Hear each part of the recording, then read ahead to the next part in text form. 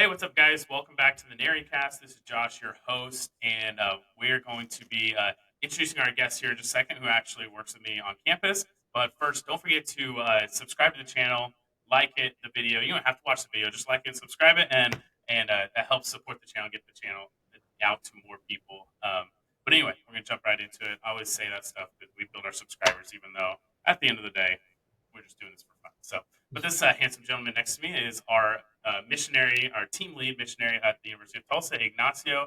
And I'm not even going to try to say your last name, but you can say your last name for us because I feel like I always jack it up. But yeah, how are you doing? I'm doing well. I'm doing well, Josh. Yeah, story of my life. Yeah. Yeah, I remember being 10 years old, and they're doing like the call outs for like in 10-year-old Pee Wee soccer, and they're doing the last names, and they're for some reason they always pick last names, which I always thought, at least in a Hispanic community, was always pretty detrimental to Mm-hmm. whoever the ref was. But Yeah. um, yeah, doing that for I think the majority of my adolescent years, you kind of get a variation. But yeah, Mm-hmm. Placencia as Yeah.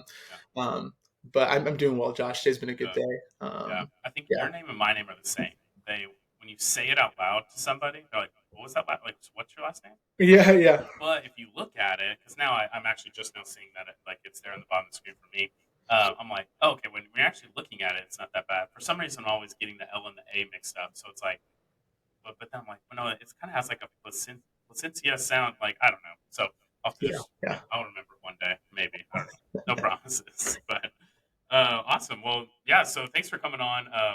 This whole podcast, I'd love to just talk with anybody and everybody, really. I really enjoyed talking to Bishop Condro last week, and we talked a little bit about campus ministry and stuff. And so I thought this was actually the perfect segue into this week's because I wanted to kind of talk about your role and what you do in campus ministry, some of the maybe struggles you see college kids have, but then also some of the success stories. But before we jump into that, I thought maybe we could start with a little bit of your history, like where you're from and kind of how you got to the point here where now you're as a missionary on campus. Yeah, thanks for asking, Josh. Yeah, so growing up, I grew up in El Paso, Texas. Pretty far west Texas, the very point, at least on the western end, practically New Mexico. Yeah, I grew up in a very Spanish household, very traditional cultural norms. Grew up Catholic, so baptized. Had my first Holy Communion confirmed, the whole 9 yards. But around my freshman year, just kind of felt this. I think this almost longing for my own desire to actually want the Catholic faith, and I think just praying rosaries, doing all the cultural norms, kind of led to, I think, what my parents would have hoped, much more devotion. But at least in my own experience, it led to a lot of curiosity of why even do this, which I think went into my college years, and it was in my freshman year of college where I think I truly experienced a lot of a lot of which I think was just a lot of powerful witnesses from a lot of different people, which turns into kind of what at the end of my freshman year going to a conference where there's over 9,000 young Catholics. It's the first time in my life where, at least in the Diocese of El Paso, my experience at least has been a lot of going to parishes where it's a lot of families or no one really between the age range of like 18 to about um, 18 to about like 50. Yeah, yeah, I heard you. Sorry, you did disappear for a second, but we're good, I think. Okay, cool. Yeah, so I think from like the 18 to like 50, like there's almost like a weird like a gap there where there's not a lot of like young adults, a lot of at least the parish that I went to growing up. And so there's always this kind of lack of, the Catholic Church in my perspective Mm-hmm. throughout the young years Yeah, was lacking. And whenever I got to college and especially experienced that conference with over 9,000 young adult Catholics, it was just really transformative. And it kind of all came to a big halt, in my decision making when I think I experienced two things, which was like one, a talk on, weirdly enough, the architecture of the Catholic Church and realizing like the dimensions of a tabernacle are even strategic down to like the pillars, down to which call, it's like really weird yeah, details of the Catholic Church that yeah. um, almost I at least felt in the moment I was really unaware of what other churches taught, but at least in my limited experience in that moment, that was very convicting of me of Yeah. Catholic Church is the real deal, and then getting later on that evening to a praise and worship adoration night where there's 9,000 people, um, praising the Blessed Sacrament in a multitude of ways. You have some people standing up, some people kneeling, some people Yeah. sitting down journaling. Um, for me, at least, that was really this like this aha moment of the Catholic Church has everything, all while having the one thing that I need, which is Jesus Yeah. in his fullness. And so after that, honestly, I'm a very black and white guy. So once the light switch was on, it was on. And after that moment, I really was kind of really bought in. I remember calling my mom. I don't think many people know the story. I think I was like walking through this kind of expo where there's plenty of different vendors, plenty of different apostolates, religious orders, and I come across this missionary table, and I kind of asked them like, "What do you guys even do?" And they're like, "Well, we put on this conference. Yeah. We're like this is focus. We do put on this Hmm. conference. What are you doing here? And after they sat and they talked to me for quite a bit of time. I to this day don't remember that girl's name who sat and talked to me for a while. Oh, she did. But I remember leaving that table, calling my mom, and at this point, pretty fresh back into my faith. I remember calling her and saying, "Mom, I have no idea what this apostolate is, or what they exactly do, Yeah. or what their lifestyle is like, but I think I want to do this. I think I want this is so exciting." And um, yeah, throughout college, did several different things with that apostolate throughout like summer internships, um, which is actually where I met my wife for the first Yeah. time. My sophomore year, going to my junior year, just meeting her through this rigorous 40 hours of work, daily prayer, talks, Bible studies, and and it wasn't pretty. I think that was like the thing that I love the most about this apostolate is it was never like picture perfect, clean Yeah. cut. And it was there was genuine struggle, genuine suffering, but there was joy. It was at the end that ultimately led towards the end of my senior year, really, when I was trying to figure out what I wanted to do and trying to figure out what was going to be the best way that I can glorify God in that immediate moment for the next foreseeable future. Yeah. And all signs really led towards going this apostolate focus and serving as a missionary with campus ministries and helping people experiencing even the limited amount of a witness that I can give. So hopefully they can experience the fullness of joy with Christ. Yeah. Yeah. That's awesome. So what was the thing you're saying about the 40 hours and the work week and stuff? Was that like a training over the summer or internship you were talking about? Yeah, so it's called summer projects, and basically, Oh, okay. Yeah. Yeah. yeah, so it's like you go and you work at these resorts for like 40 hours a week, all while the big challenge is like, hey, at one point you're going to graduate from college, Mhm. and things aren't always going to be this kind of whatever semester by semester kind of schedule. Figure out your prayer Yeah. time. It most likely will be a 9 to 5, and so they're really teaching you, okay, when you're tired of doing the same mundane tasks maybe every day, or maybe if it's Yeah. just gets monotonous. How are Yeah. you going to show up to prayer? How are you going to go to mass? How are you going to enter into community outside of the comfort of a college schedule? Yeah. Yeah. Yeah. That's awesome. Yeah. Yeah. I've heard of that now you say the summer project stuff, but that is the cool part about it. I feel like when you're doing it with other like-minded people and in your like focusing on deepening your faith. Sometimes, even though you're tired, you still feel like fulfilled in the same way. You're like tired, but Mhm. not tired at the same time. Physically tired, spiritually fulfilled. I guess is what it is. So Yeah, yeah, that's awesome. And then your first assignment was at University of Dallas. correct. Yeah, Awesome. yeah. So my first year there, that was great. Definitely an interesting. I think it's always an interesting idea going to a Catholic university and serving as a Catholic missionary, where it's kind of like, Yeah, okay, what's the need? But I yeah, mean, there's always a need. yeah, yeah, for sure. And then the transition to Tulsa from there. That's Yep. Now on Tulsa time. Now on. yeah. Oh yeah, Yeah, yeah. I love it here. Yeah, it's great. yeah. It's awesome. I've dealt with so many different people, the athletes at TU, the students here at TU, and then you meet people that are like came here from Arkansas or Texas or whatever, but then you also meet people that came here from Spain and Ireland and like all over the world, and it's so funny how everyone has kind of a either an ill-conceived notion of what Tulsa is or no idea what it's going to be like at all. But most of them have the exact same responses once they get here. They're like, "This is awesome! Like I love Yeah. it here." I always say it's the same description. Everybody, it's like a big city. Like it's kind of a big city, but with a small town feel. Hmm. Kind of go around and you could run into somebody at a store or something that is like, "Oh, you're at TU? Do you know who like Gerald Murphy. I know I'm really good friends with him and his wife, or something like that. And all of a sudden you're like yeah, I work with him. It's just like you run into those small world stuff all the time. Yeah, I mean, yeah, and it always felt.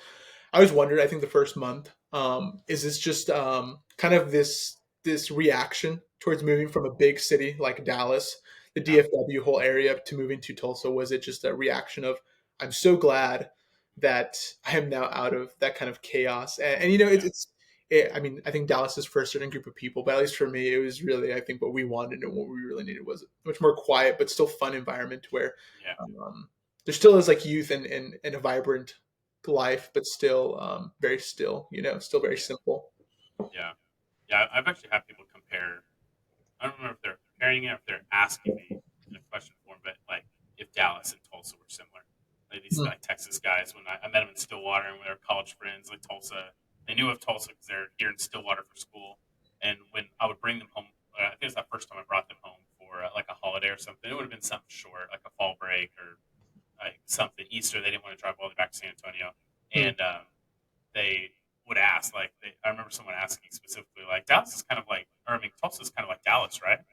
Like, I mean, it's still a lot smaller. Like, if Yeah, you're gonna see everything's gonna be pretty quick to get to. Like, compared to Dallas, there is no rush hour traffic yeah. in Tulsa, and it's kind of nice. But well, that's awesome. So then, how's the time been at TU? We actually just went to our staff lunch with Father Porter Gerald and all them, and kind of reflected on like what has been like some of the like most impactful or life changing things we've loved about our time here at TU in this first year. And we had the student workers with us too, which was fun to hear their stuff too. What Yeah, was some of yours? yeah. I mean, it's been a joy. I think, um, yeah, getting to Tulsa and not really knowing a whole lot about the campus and not really knowing a lot about the city, and just trying to figure out, okay, well, Lord, you've kind of this very biblical like mindset of, okay, you're sending me here, fine, I'll take it, and we'll see what you want me to rock with. And I think what helped a lot was I think the previous two predecessors of team directors before me, where I think they really just did do a lot of the tilling, a lot of the working of the ground, Yeah, to where we could come now and I think just really bear and work with a lot of the fruit that is happening. Yeah, I think always the pride in me wants to mm-hmm. say, well, yeah, I mean, we changed certain things in different ways, and now we see the Yeah, fruit. But it truly was at the end of the day, a lot of their tilling, a lot of their hard work, maybe a lot of moments that were really hard for them. We get to have a lot more of a fun year, but also just yeah, yeah, all it needed was just I think a little bit of a different kind of like framing of a direction. But it's really been a joy. I yeah, mean, um, yeah, we've seen just so many more souls come to know him in different yeah, various aspects. But I think working Bible studies here and seeing Bible studies really explode in numbers. yeah, Um, really not even, I mean, the amount of missionaries really only changed by one, I guess like a half, like my wife going part-time, just serving here as yeah, yeah, but really, I think the game changer has been enabling students to have the confidence to be able to lead Bible studies. yeah, That's been the secret sauce. Where um, last year, ending the year and coming in with only 3 student-led Bible studies to now having 14 student-led Bible studies yeah, is just, I mean, when you're working with missionaries leading maybe 3 to 4 Bible studies to then yeah, shifting some of the load over to students just frees the missionaries up to do a lot more, but also gives the yeah, students a lot more accountability to be able to say, okay, you know, you actually don't know if you like this until you do it. And more yeah, often than not, students, I mean, anyone thrives with responsibility, and when that responsibility is to be a steward of the gospel, I mean, it's made Bible study numbers absolutely exponentially grow. yeah, I mean, yeah, I'm a firm believer that um, the students can do our job twice as better just by nature of their relationships with the students around them. Um, I mean, a student looks at me. I'm pretty sure they're not looking at me and saying this guy is for sure a freshman. In yeah, college, more yeah, often than not, they're looking. They're like, okay, who's this guy? And who does he work for? But yeah, then they look at a student who maybe I get to work with and lead in discipleship that. And they're much more responsive towards the gospel when it comes from one of their yeah, peers, and that's at the heart of um, any really Christ-centered apostolate is friendship is the root of the yeah, gospel. yeah, yeah, absolutely. We talked a little bit about that in the episode of Branson, and talking about that and how it kind of translation into the parish life. So it's been quite different, but it's still kind of the same. Um, but yeah, the student led Bible study thing I feel like is really and kind of what you're saying as well about the missionaries before you guys, like kind of tilling the grounds that it could blossom like it is like crazy right now. Uh, Man, God's timing's been perfect on that too, because all the work they did, and honestly, all the work the priests have done previous to Father Porter, all the work the development director did before me, really just set us in the right directions where we could just come in and like keep adding like gas to the fire and allow it to just continue to grow because now the university is growing like crazy. Yeah. I think we're having 450 or so seniors graduate, but like 750, 800 freshmen coming in. Another goal was 1,000, and if they almost hit it this year, like we know they're going to hit it the year after, and that's the university is going to be much bigger. It's like 2,600 undergrad. It wouldn't surprise me in the next 2 or 3 years that it's up there closer to 4,000 or 4,500. Yeah, yeah. And I think it's like we're kind of in this interesting time period where we're post kind of the college of COVID, you know? This Yeah, like yeah, this like people who like experience like this like isolation and maybe like they're ready. I mean, I imagine that college would have felt like an eternity starting from like yeah, beginning to end. And we're kind of entering this phase now where all these students are now not part of that generation. They're all this is their first experience of college and they're so yeah, ready.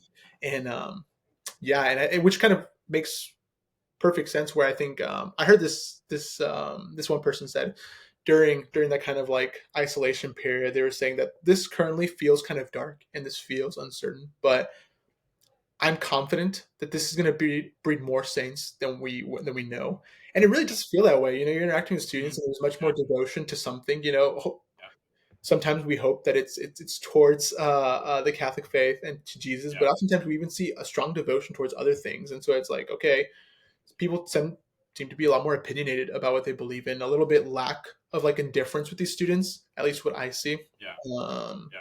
and so yeah, it's a really interesting time. Yeah, and I've been following for a while. Back when I really followed politics, and I don't do that now. I don't recommend anybody do it. But I follow this girl Isabella Brown, and she was actually on Pints of the Finest recently, and she talked the whole thing about how she went from kind of being part. I don't remember if she was part of the Daily Wire, maybe it was Turning Point USA, one of those groups, and she has now completely transitioned where she does just solely Catholic content, Mm, and uh, and so she still looks at societal stuff, and I think she's part of whatever the generation is, not millennial, Gen Z or whatever. mm, I don't know. I always forget the names of the generations, but she's saying that this era that's coming up, um, they don't like how there's the small group that want no rules. You can be whatever you want. You can do whatever you want. Nobody can judge you for anything. Um, she's actually saying that the stats are showing that the majority of people don't like that at all, especially as they're starting to actually live it and see it around them. They don't like it at all. And they're actually reverting back now, wanting more rules and more mm, tradition. And she said it's not only pushing them into Christianity, but it's pushing them towards Catholicism. She said even a big chunk is pushing them to like the traditional Latin Mass mm. Catholicism. And I was like, that's pretty insane. And so Yeah. she she brought up some points of like a lot of people think that this generation coming up is just going to ruin America and all this stuff. And how she said, first of all, it would be the generation before them, their parents, it would be their fault if it is Mm. this Yeah. generation messing anything up.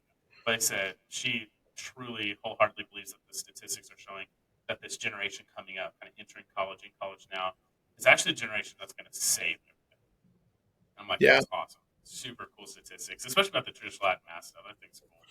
I think Washington D.C. had like 1,000, or the Washington D.C. area had like 1,000 people come to the church this Easter. It Wow. was crazy. Like, there's so many cool Um, stories out there, and that one college related, but it was within the diocese, and I thought that was just so cool. Even I that's guess within our diocese, just the colleges, there was I think 43 students wow. coming to the Catholic Church, which was Wow. wow. Stillwater had a huge year, which was awesome. Yeah. I mean, you see it like time and time again. I mean, I just got done leading a Bible study for the football team here at the University of Tulsa, and we were talking about this the Good Shepherd, you know, the John 10, just like Jesus kind of proclaiming this stark truth of I am the door. And whenever I posed a question to them, I said, okay, well, like he's referring to thieves and robbers, and okay, we know that this is like he's referring to the Pharisees and these like false prophets and people that want to lead you astray. And I asked all of them, I was like, where do you see false prophets today? And none of them even really hesitated. And these are guys who are very very active in like the secular life, But all of them immediately, it's like, yep, media, rappers, singers, actors. They're like, I can think of so many false prophets, but all of them were. It was a consensus of like, okay, well, who do you think is a good shepherd? And each and every one of them, and it didn't even feel like this. I'm saying this because I'm in front of a missionary. All of them were pretty convinced. I really didn't even have to shepherd that conversation in the right direction. They're just so aware.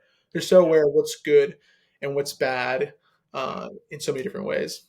Yeah. That's awesome. And it's so good to be able to identify that and just like putting that into their mind, because it may be something they haven't thought about recently, or at least intentionally have thought about. But like you said, like as soon as you asked it, they like didn't have to hesitate. Oh yeah, easily media, like social media, like all the actors and actresses and stuff that are just leading people down a secular kind of worldly, shallow life, and that's what I felt like I was before I became Catholic. It's just like kind of went to church, but it was mainly just like a Protestant. Um, I call them surface level churches now, which is kind of a feel good message Mhm. and close your eyes, raise your hand if you want to give surrender your life over to Jesus today and stuff like that. And then like kind of like that sola fide type thing, or once saved, Yeah, always saved, all that kind of stuff. And I kind of had that feeling of there's got to be more to all of this. And I think that if someone would have posed that question to me a lot earlier on, I probably would have sought out the Catholic. I don't even know if it would have been intentionally the Catholic Church, but I would have found the Catholic Church in seeking it out. I probably would have sought out something that was more deeper, made sense, was biblical, and nowadays, yeah, everyone's just kind of being led astray. I kind of always look at it as like where do you see the devil working? Like we talk a lot about that in my Bible study and discipleship. It's like where do we see the enemy working in ways that we might think to ourselves. Any of those times we have those bad thoughts in our head, it's just reminding ourselves like that's the enemy working in us, like telling us that you're not good enough, you're not like whatever, like whatever he's telling you, your specific person. Don't do this, don't do that. And if he wants to destroy you, he can't destroy you. He'll mm, distract you, and if he can't distract you, he'll make sure the least that he could do is make sure you don't affect other people. That he can take down the people around you.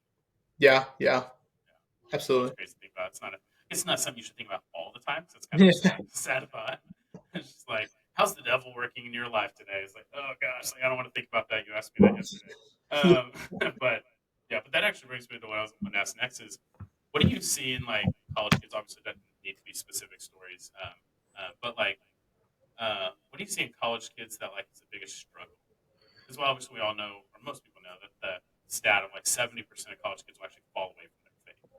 Kind of a big part of this podcast is just to spread awareness for what's happening yeah, at the University of Tulsa and just in college life. And so, what do you see though that like tends to be maybe why that is, or yeah. I think a multitude of things, but I think if I had to boil it down, at least in my experience, list the two campuses that I've been at is almost this masked sense of security or isolation. Just really both at the end of the day, it's like I think we're putting these like young people by themselves for the first time, and there's almost this idea. It's American spirit, grow up, be an adult, pick yourself up by your bootstrap, and it kind of bleeds into like their mentality, of like, well, I gotta accomplish this. But then whenever you fall into sin, well, if you're going around that same mentality, well, then the solution is you mask it up, you pick yourself up by your bootstraps, and you just keep going.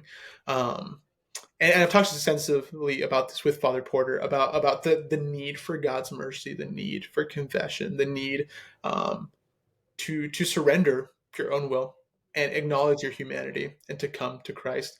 So that's like one really big thing that I always see. It's like, especially where you talk with where University of Tulsa is like such um, a really great university, very academically rigorous, as well as athletics. You have the Division I programs. You have people feeling like they need to accomplish certain things, which is true.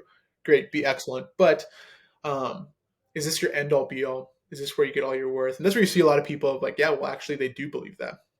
And yeah, so a lot of working with them is trying to reframe their mindset of, hey, this is not a bad, this is actually still a good, Yeah. but what is abundant life? What is actually going to fill you? What's going to give you freedom? And what's going to give you happiness? Um, and you see that on the other spectrum is this complete isolation of still same problem, kind of they're tied together of, I fall into sin. What am I going to do? Well, I'm not going to go to my closest friend because, especially men, I'm not going to go to my closest friend because, Mhm. well, then they're going to know that I'm weak, or maybe they're really great and they're really righteous, and I don't want them to think that I'm not that righteous. And so oftentimes it's helping them see, well, isolation is actually exactly what the devil wants. The devil wants you to be isolated. He doesn't Yeah. want you to be in the light. He wants you to be in the darkness. Um, so it's first and foremost helping them see, I think, like the gravity of sin, and seeing like how grave it actually can be in Yeah. life. But it's also helping them see, well, your sin is grave, but with Christ, that sin is absolved, that sin is taken. It is no longer you who lives, but Christ who lives within you. Yeah. Um, and so it's really helping them see that. That's the biggest obstacles that I see.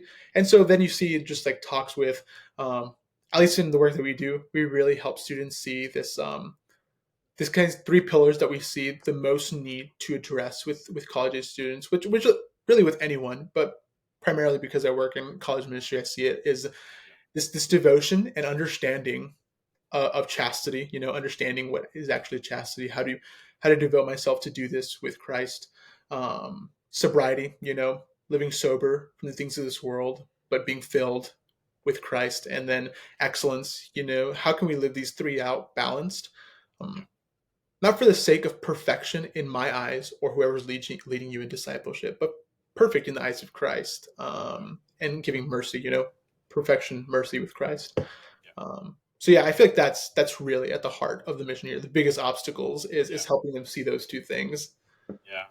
And I think here at Tulsa, it's probably like this other places too, but maybe not as bad some places. I feel like the university almost not purposely, but like doesn't help a little bit with the isolation part of it Mm, because they do put so much pressure on grades and GPA and being involved in certain things or going after certain scholarships, which make you have to do certain service hours or whatever it is. Like they put such an emphasis on it all. So then the students do feel like if there's any free time, I have to be studying or prepping for the next paper or doing something. And so it's like, yeah, I feel like that combination of like that feeling you get when your parents drop you off and they're like, "Well, have a great semester," and then they leave, and you're like, "Oh my gosh, like this is like really like sad. Like this is terrible. I feel alone. I've got a maybe you have a roommate you don't have never met until just now, or and honestly, that may be the better of the two, or maybe you live alone.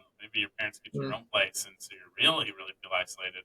Yeah, I think that's where the devil is going to work the best. It's like I got you right where I want you, type of thing. And so I think that's why we put so much emphasis into Welcome Week. It's like let's yeah, get people, let's grab them before they get busy. The college kids think is busy.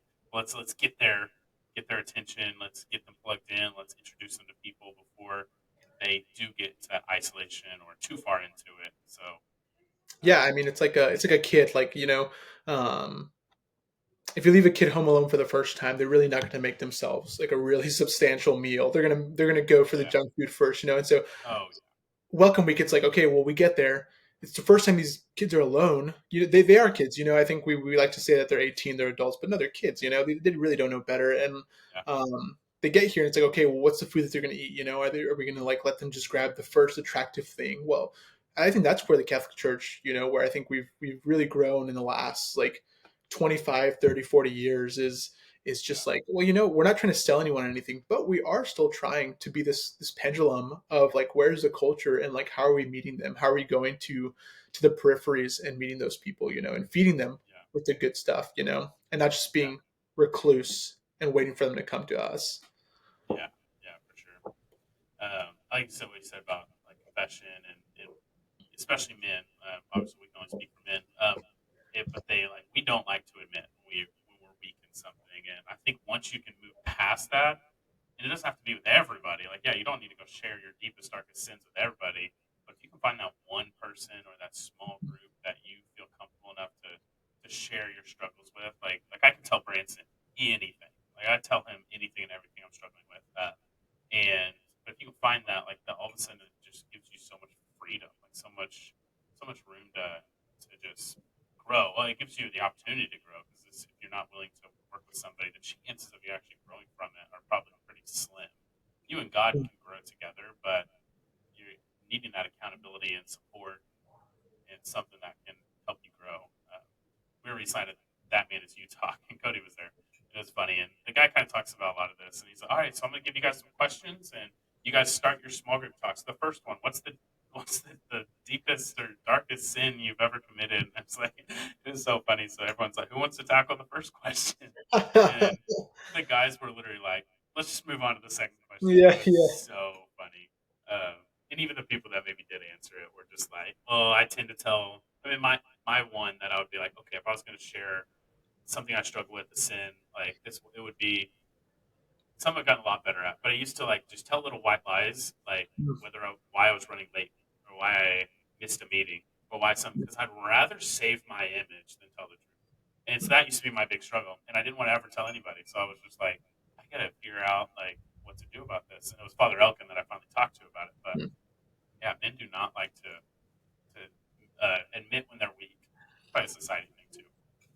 Yeah, yeah, no, absolutely. And I mean, that's why confession is so vulnerable. You know, it's Yeah, just like, I mean, and even like the most like reverend settings, you know, where we can't even like we don't even know who the priest is behind it. yeah, I found myself so many times in college, even sometimes missionaries, you know, mm-hmm. um, going to a parish that I know the least and going making sure I strategically pick it to like a certain allotted time where I can't see the priest, he can't see me, and we're just Yeah, gonna. And it's those moments where I think I'm really trying to like avoid being like seen in those places where lo and behold, I end up running into someone there in the confession line that I know, or the priest like steps out and sees me and usually knows me. And so it's just yeah, God desires for us to be seen, like yeah, in the sin, but also in our, you know, He needs. Um, he doesn't need, but he desires us, you know. And oftentimes I think like people are like, okay, well, yeah, the Holy Spirit, as long as the Holy Spirit's alive in you, doesn't care who you are. But that's not true. You know, Jesus desires us personally. And just like the priest sees me and accountability yeah, partners see me, yeah, it's not that Jesus wants to absolve a confession because he wants to know the sin, but because he wants to know me, yeah, you know? yeah. Yeah. Yeah, and I think the encouragement I always say, I saw it on a social media thing, but I feel like you see a lot of people that don't want to go to confession because they've never been or they haven't been in 10 years. Or for us, for like working with college age students, maybe they haven't been since that very first confession they had to do, and their parents didn't really kind of push them to go. So it's been, I don't know what age they normally do that, but it's been a handful of years. But I saw a social media thing where it's like what you think a priest does when you say it's been 10 years since my last confession. It was like, uh, bless me, Father, for I've sinned. It's been 10 years since my last confession. And they cuts to the priest, and the priest is just like, it's like what you think he says. And they're like, what he actually is saying. So, bless me, Father, for I've sinned. It's been 10 years since my last confession. And it cuts to the priest, and the priest is like, it's just like a party. And I shared that with, I think it was Father Porter, but I shared that with some priest friends, and they're like, yeah, that is exactly right. When someone comes in and it's been a while, or if they confess something where they're probably extremely nervous, this is such a grave sin I'm about to say out loud, and they do, like the priest is just overjoyed. Like sad for that it happened or whatever, but like they're just overjoyed that you're willing and brave enough to come in there and be strong enough to come in there and confess those sins that he so they can absolve your sins.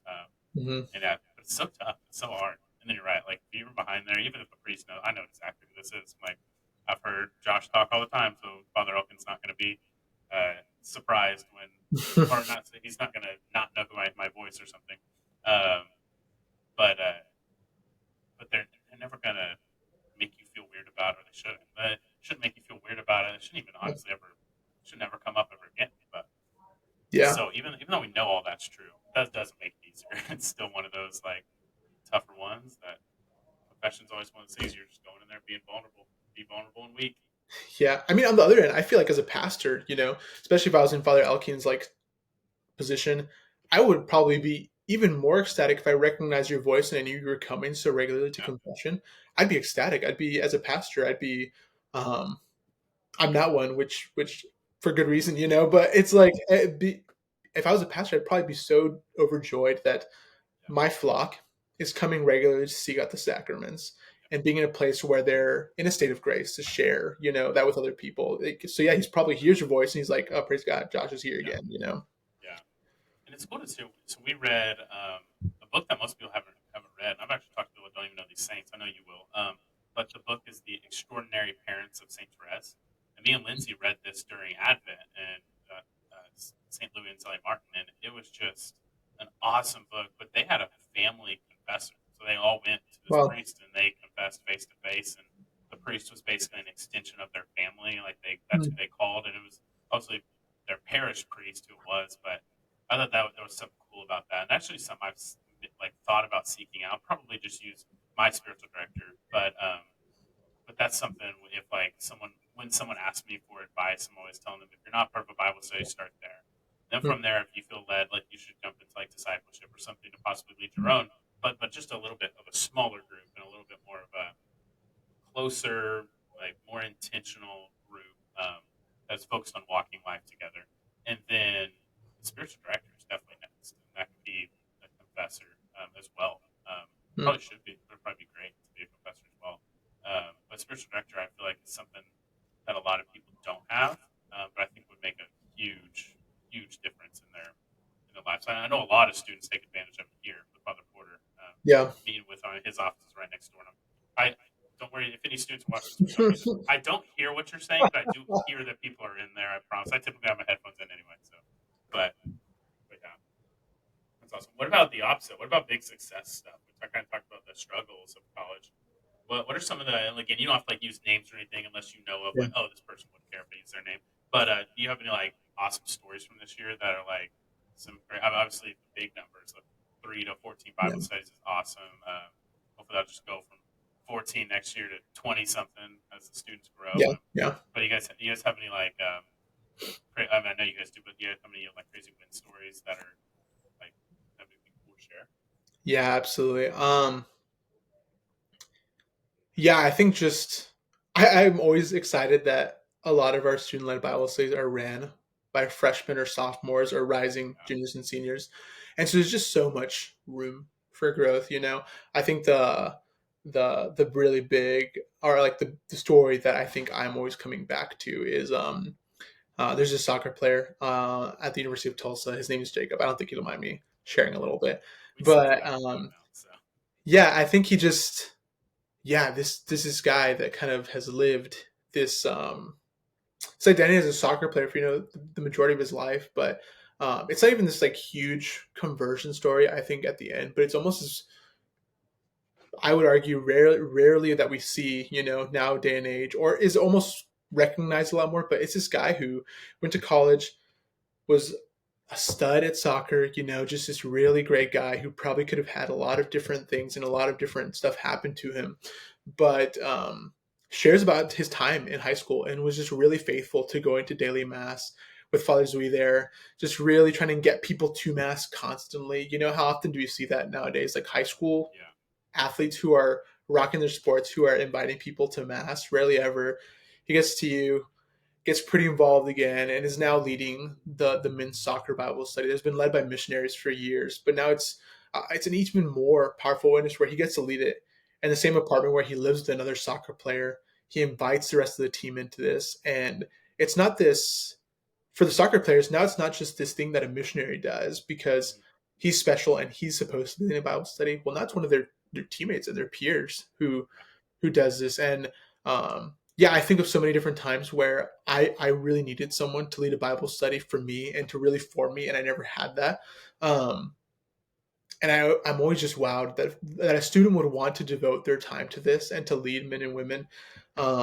It's just amazing. And then the other yeah, um, first time ever leading a Spanish women's Bible study, we have a girl who just I think at first glance you would look at to you and maybe think about a Spanish Bible study. yeah, And I mean, I really didn't think of like a need there. And there was a student who kind of recognized a lot of her friends who really would have loved to join Bible study, but there wasn't necessarily a Bible study that could accommodate that kind of language barrier. And Yeah. it was through the missionary who worked with her who really helped enable her and give her the confidence and say, hey, either maybe we could do this, maybe the missionaries could do this, but frankly, you are the most equipped person to do this, and they would love if you led it. And now there's several women going to that study, so it's Yeah. just these like constant wins where it's Yeah. not even like missionary wins, but more often than not Yeah. it's these student wins. And I guess like the last win that I think really excited about is um Madeline Baylor. This she, again, very faithful in high school. Yeah. Shout out Bishop Kelly. And she gets here, really wants to be involved, and I think we as missionaries, we see the student who's like really able and willing, and we're excited. And she leads a Bible study, but she really, I think, this last semester really fine tuned and said, you know what, I'm gonna be a lot more bold in the Greek life. I'm gonna be more bold in my Yeah. calls to these women. And what that turned into is, I think, someone who she knew for the last year and a half, who's now in discipleship, is coming into the Catholic Church hopefully soon, and is coming to daily mass. And it wasn't really anything that Madeline did. It was just her Yeah. steadfast witness and friendship in the sorority life over the last year and a half that Yeah. brought this woman to the faith. On top of a multitude of true things with Gerald, our catechist, but it was really that friendship. We come back to Yeah. what we talked about in the first couple of minutes. Friendship is the heart of discipleship. um, and she saw Jesus constantly through Madeline, and Yeah. I mean, you see her now, and this girl's on fire, Yeah. this girl who's being discipled and just like wants it all, wants to be a fool for Christ, wants to be sold for the gospel. That's awesome. Yeah, it's super cool to hear all those stories, and it obviously makes my job super easy because I literally get to reach out to people and be like, "Hey, I just came across an awesome story of something that happened this year. We should get coffee sometime. I'd love to share it with you." And then literally, I tell these stories to people that would be potential donors or current donors who then want to continue to support. And yeah, we're really blessed with a great community that gets behind this, and awesome community here at St. Philip Mary. And that reminds me of a quote I'll finish with before we go to the Saint draft. Is Wonderful. like it popped up multiple times this week, so it's kind of one of those things that like I've been praying with, and it's popped up in my life, and now Madeline Baylor's life is it was one of the ones. I think it's like accredited to Saint Francis Assisi, but they don't know if he actually said. I don't remember, but it's the at all times preach the gospel and when necessary use words. I Hmm. just love that. It's like so powerful. Just thinking of like, because I think when people think evangelization, like they're thinking like, oh, I'm gonna have to get uncomfortable and talk to non-Catholics and say, have you heard about the Catholic Church, or have you considered the Catholic Church, and like just be blunt, get out there. And it's like, no, no, no, like that's what folks is wind built sin. It's like just go out there and love them where they're at, like whatever they're doing, wherever they are. Gerald's great at this. Love them where they're at and build an authentic friendship, because evangelization is not real effective at all if it's not built or if it's not coming out of a direct relationship. So, Yeah, yeah, yeah, absolutely. yeah, that's Hmm. awesome. All right, well, it's time for the Saint draft. Do you think I need like a theme song? But I think I need like a pum pum pum, and then like the Saint draft music. One day, maybe I'll hire a video editor, Daniel McKay. If you're watching this, I'm hiring you to help. He does all the helps run the podcast stuff for Bishop Condola. And Okay. Bishop, if you're watching, I want to use your studio. I want to make these all in person one day. I just need a nice studio, and I think that maybe they don't use it all the time. Maybe I can come over there. I don't know.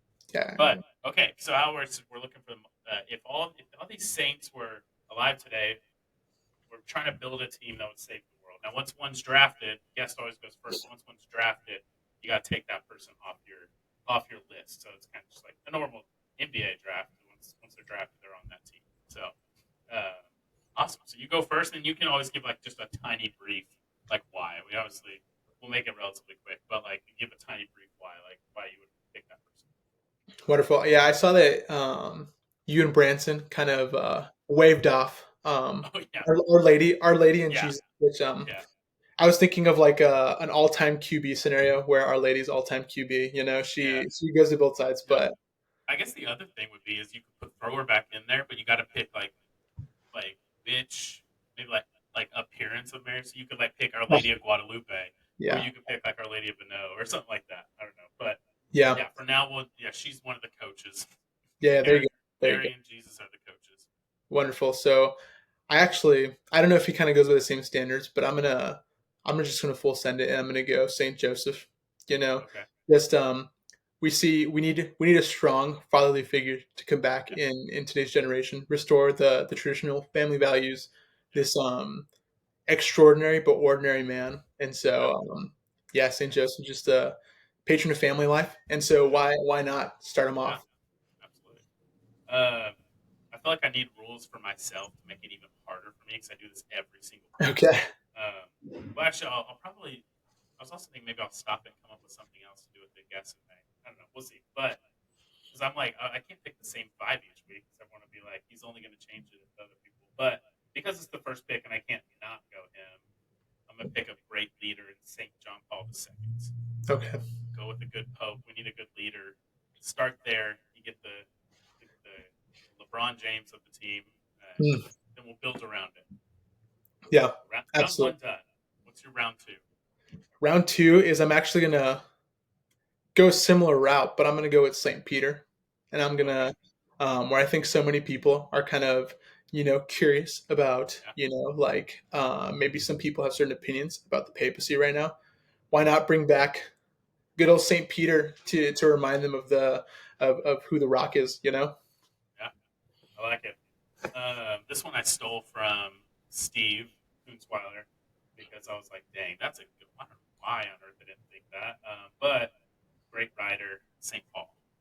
So Great. we got our leader. Now we got the guy that's going to get all the information out there, and we're going to move on to evangelization and family life soon. Love it. Love it. Um, I'm gonna go with St. Maximilian Kolbe and just go the man who calls out indifference, and for a culture that is defined by indifference, let's bring him back. Let's have Yeah, him win some hearts back over with love. yeah, that's a good one. Fun fact: I have a cat named Colby. That what? I just have a cat named Colby. Oh, do I you? named Okay. him after Maximilian Colby. That's We're just trying to think of saint names. There's literally no like story behind it or anything. Well, I have. I'm looking at it right now. I collect prayer cards, and I have. Do I have it over here? No, I don't. But I have these ones that came with spirit juice.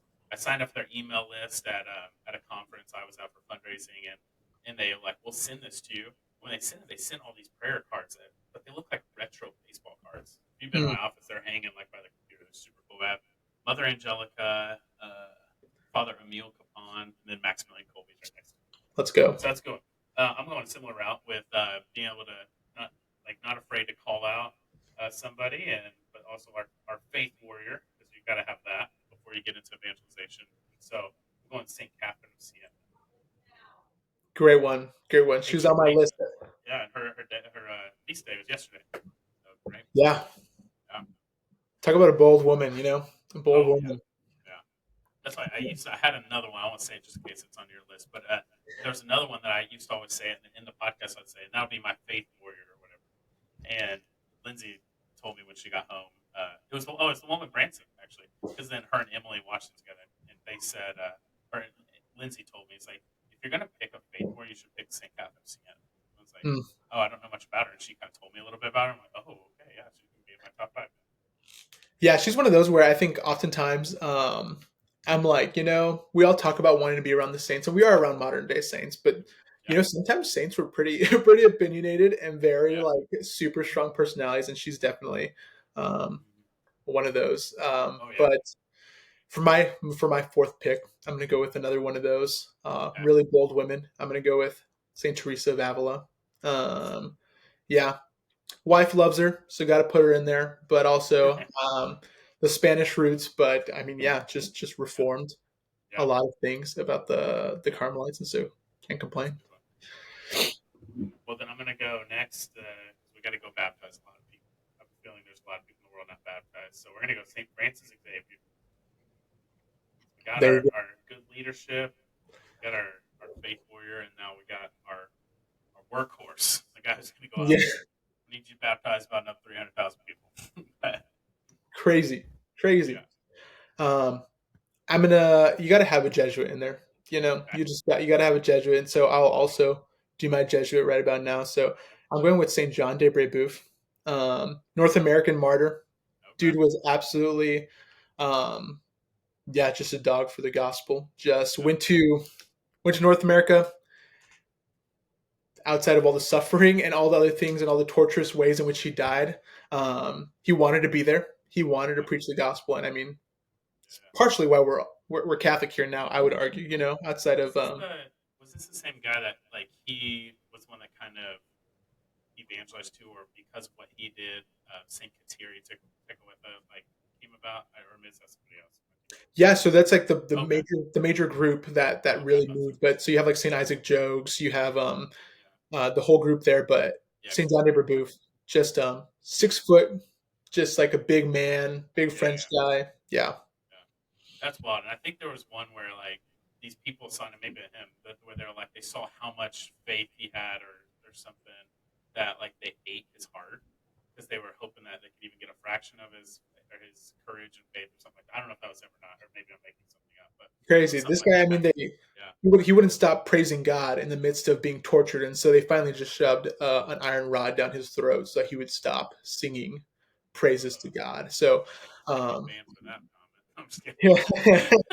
And we're gonna cut to a clip that shows you. No, I'm just kidding. All right, so my fifth pick, I would go.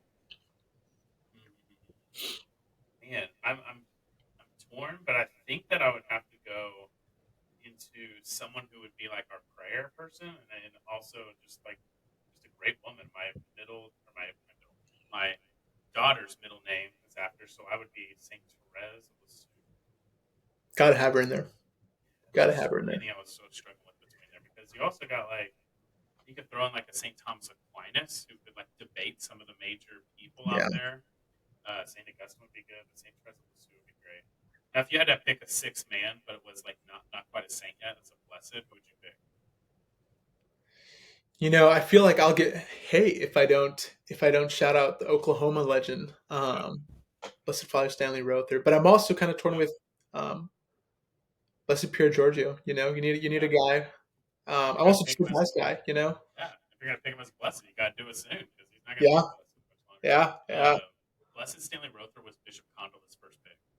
It's like, Wow, all right, okay. wow, And then mine wow. would be one I always bring him up because most people don't even know about him, but it's Father Al. It's Hmm. blessed. I'm Okay. almost positive it's blessed.